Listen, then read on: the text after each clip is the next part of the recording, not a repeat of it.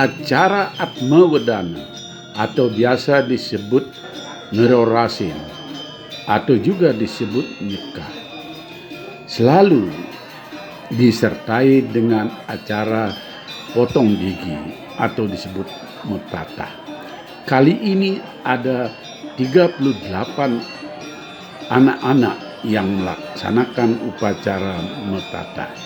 Ini adalah persiapan untuk membuat balai-balai tidur yang akan dijadikan acara metata. Tempatnya di Aula Pasraman Manik Geni. Tiba-tiba hari yang biasanya panas terik terjadi gerimis kecil mulai pagi ini, sehingga kesibukan pun terpusatkan di Aula Pasraman.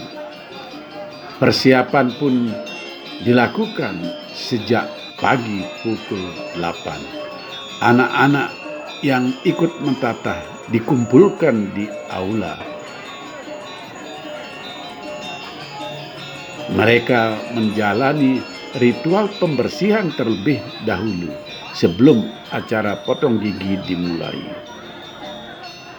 Ritual potong gigi massal ini didahului oleh Ida Pandita yang kebetulan melaksanakan ritual untuk cucu keponakannya. Setelah itu, ritual dipimpin oleh pemangku setempat.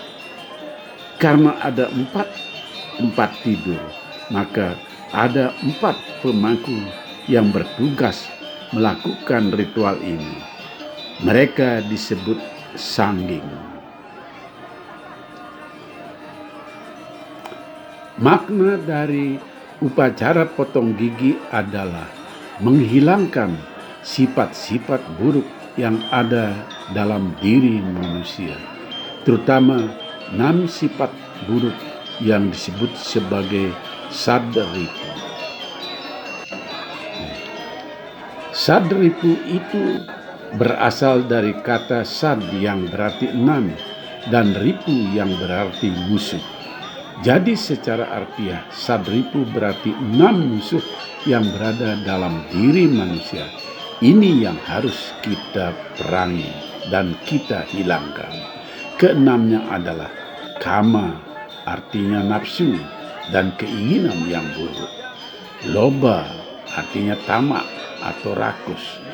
Kroda artinya sifat yang suka marah.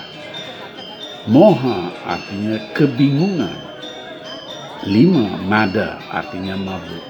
Dan matsarya artinya dengki dan iri hati. Mari kita rinci sadripu sekedarnya. Yang pertama, kama. Kama yang dimaksud dalam sadripu ini adalah nafsu atau keinginan yang negatif. Manusia memang harus memiliki keinginan. Tanpa keinginan, hidup ini akan terasa datar sekali. Tetapi keinginan yang sifatnya positif, seperti ingin menjadi dokter, menjadi guru, dan lainnya. Keinginan yang terkendali akan menjadi teman yang akrab bagi kita. Tetapi keinginan yang tidak terkendali, itulah musuh utama kita. Yang kedua, loba berarti tamak atau rakus yang sifatnya negatif sehingga merugikan orang lain. Loba yang sifatnya negatif akan menyebabkan seseorang terdorong untuk melakukan kejahatan karena merasa tidak pernah puas dengan apa yang dimilikinya. Misalnya tindakan mencuri, merampok, dan korupsi.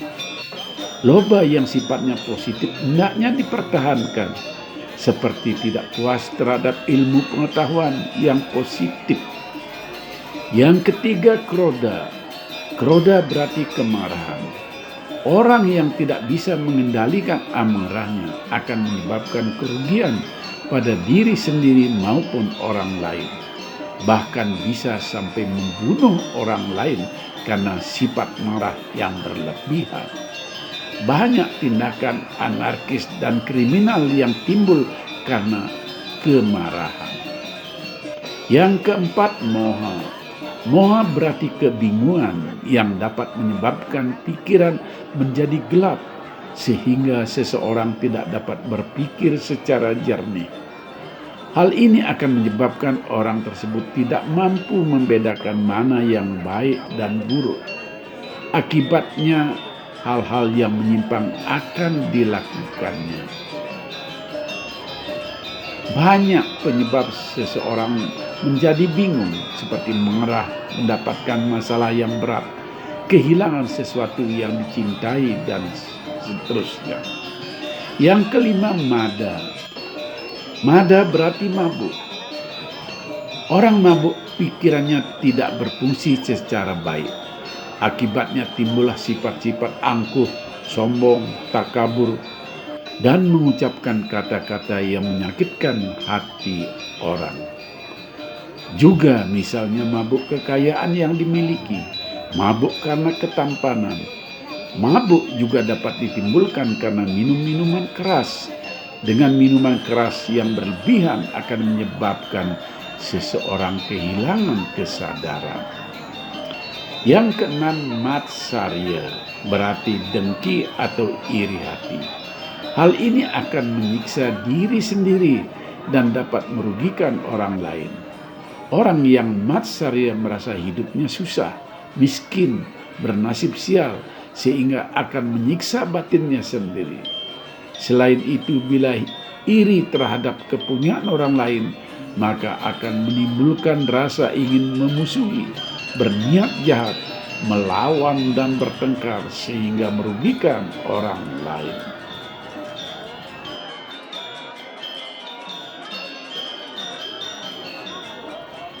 Itulah makna dari upacara potong gigi. Dan musuh-musuh itulah yang harus kita lawan, yang harus kita perangi dengan simbol memotong 4 gigi dan 2 taring yang ada di rahang atas.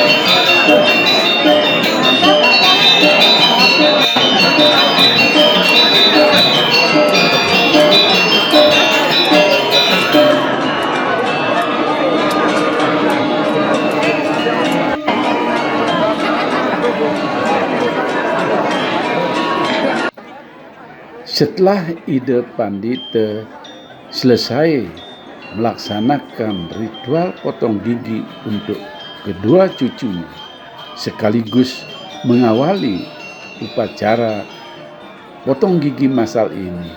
Selanjutnya, keempat pemangku di masing-masing tempat tidur melaksanakan tugasnya sebagai sangging. Satu persatu anak-anak dipanggil untuk naik ke atas tempat tidur melaksanakan upacara potong gigi.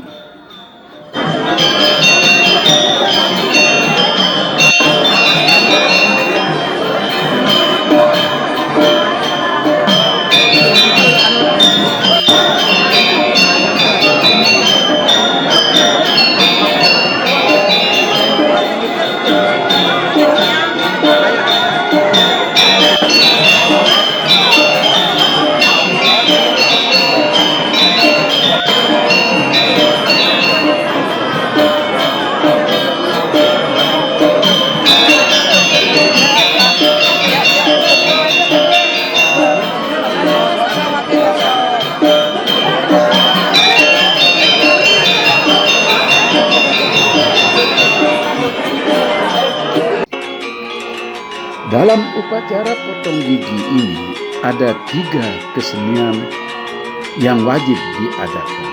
Yang pertama tentu saja angklung. Ini adalah tabuh yang wajib setiap fitrayatnya.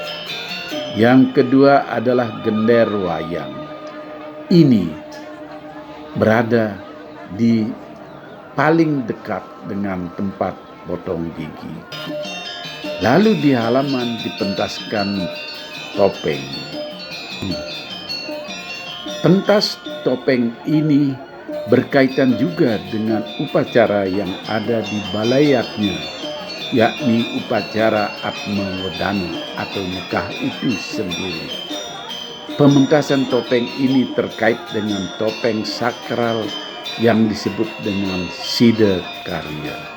Artinya, topeng yang menjadi pelengkap dari upacara yatnya.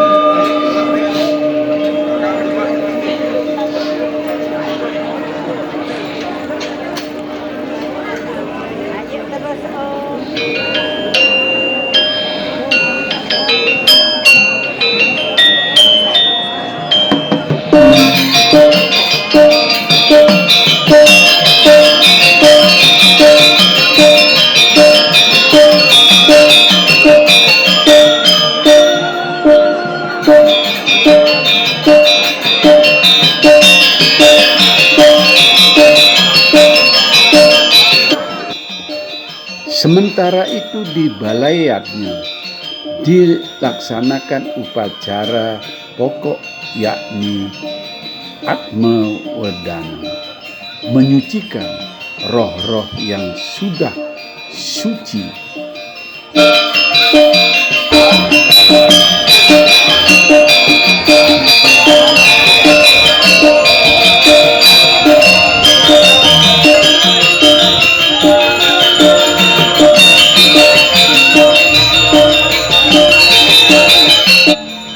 Upacara Atma Wedana itu sendiri dipimpin oleh 2 orang pandita.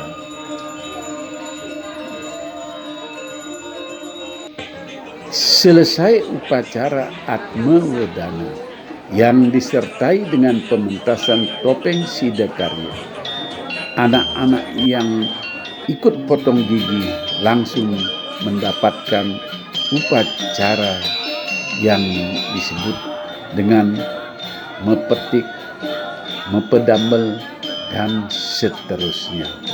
Ini adalah upacara yang disebut nyurud ayu.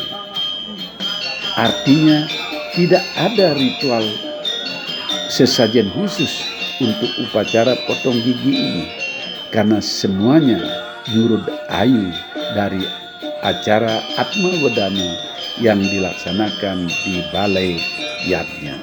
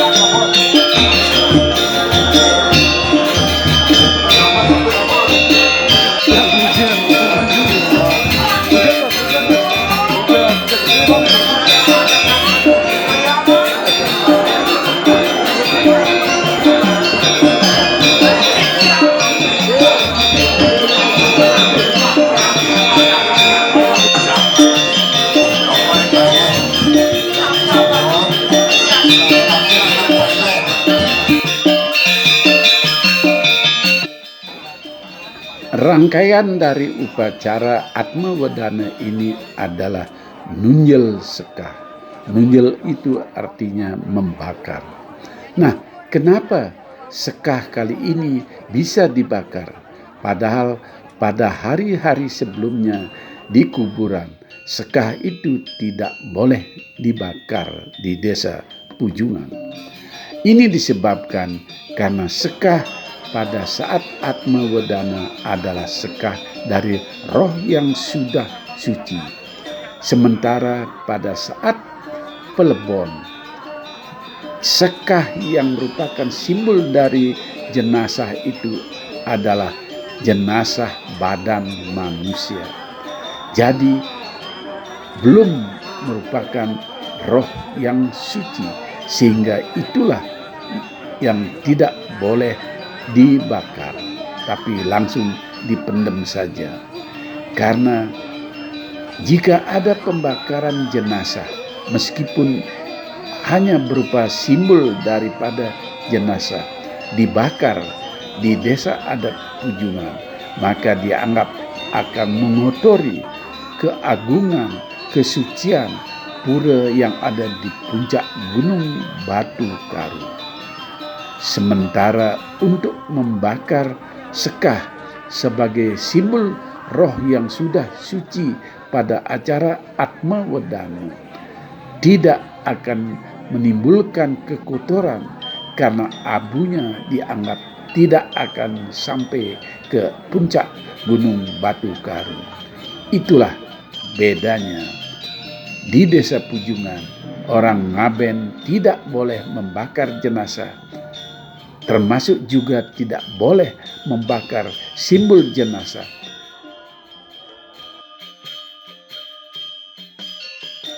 Dan inilah acara terakhir dari Atma Wedana, yakni membuang abu dari pembakaran sekah itu menuju ke laut. Laut yang dituju adalah Pantai Soke, 27 km dari desa Pujungan. Di sini semua abu, semua semua sisa-sisa pembakaran dirarung ke dalam laut, dibuang.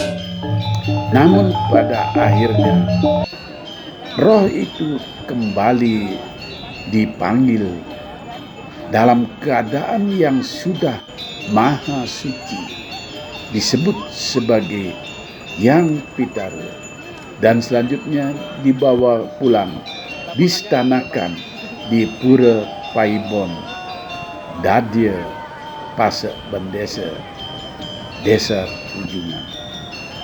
Demikianlah upacara ngaben secara keseluruhan sudah dinyatakan berakhir. Tinggal satu lagi rangkaian yang tersisa, yakni apa yang disebut dengan mengajar-ajar, yakni mengunjungi pura suci yang ada di Bali.